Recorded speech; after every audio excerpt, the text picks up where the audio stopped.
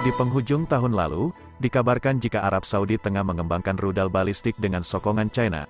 Tak hanya Arab Saudi, negara Timur Tengah lainnya seperti Iran juga luncurkan uji coba rudal balistik miliknya.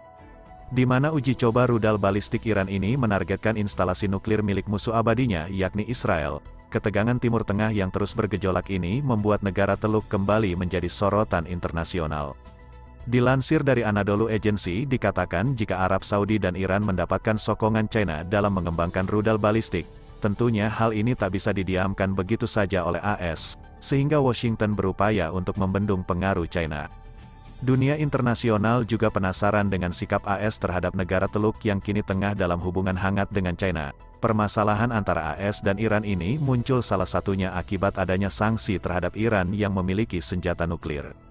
Selain itu, Iran saat ini telah diterima secara penuh sebagai anggota dari Organisasi Kerjasama Shanghai, SCO. Hal ini menghasilkan pembukaan lengkap dari asimetri kekuatan melawan Saudi dalam persaingan Iran dan Arab Saudi di Teluk. Keengganan AS untuk menanggapi ancaman Iran terhadap rezim Arab Saudi disebut-sebut jadi salah satu alasan Riyadh bekerja sama dengan China. Kemudian penarikan sistem pertahanan udara AS dari selatan ibu kota Arab Saudi, Riyadh pada September, mengharuskan Saudi untuk mencari alternatif dalam sistem pertahanan. Dikatakan jika Arab Saudi beralih ke China, yang mana Beijing merupakan saingan kuat dari Washington dalam industri pertahanan dan senjata, perubahan penting terjadi dalam kebijakan AS ini, yang di masa lalu menganggap Timur Tengah sebagai prioritas kebijakan luar negeri untuk mengepung Soviet, memastikan keamanan energi, dan mendukung keamanan Israel.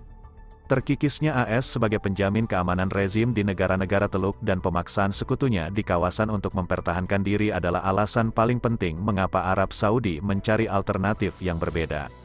Kemudian kekosongan kekuasaan di seluruh wilayah yang diciptakan oleh AS yang dilucuti dari perannya sebagai penjamin keamanan di kawasan itu telah menciptakan peluang yang signifikan bagi China, di mana China yang selama bertahun-tahun telah mencari peluang di kancah politik global. Strategi China beralih ke bidang keamanan energi, perdagangan, dan investasi, menanggapi aktivitas militer Amerika di Laut China Selatan, dan membuat aliansi regional tentang masalah Uighur. Wilayah Teluk sangat penting dalam hal keamanan energi bagi China, yang kebutuhan energinya meningkat karena ekonominya yang berkembang pesat. Di mana 2/3 dari cadangan minyak dan gas alam global berada di negara Teluk, dan secara geografis wilayah Teluk cukup dekat dengan China.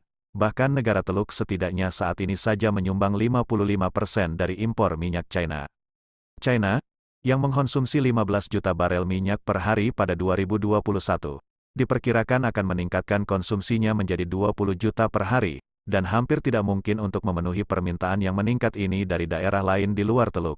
Hal ini saja membuat kawasan Teluk sangat penting bagi kebijakan luar negeri China, terang Anadolu Agency. Sebagai informasi tambahan diketahui jika hubungan China dan AS memang buruk sejak lama.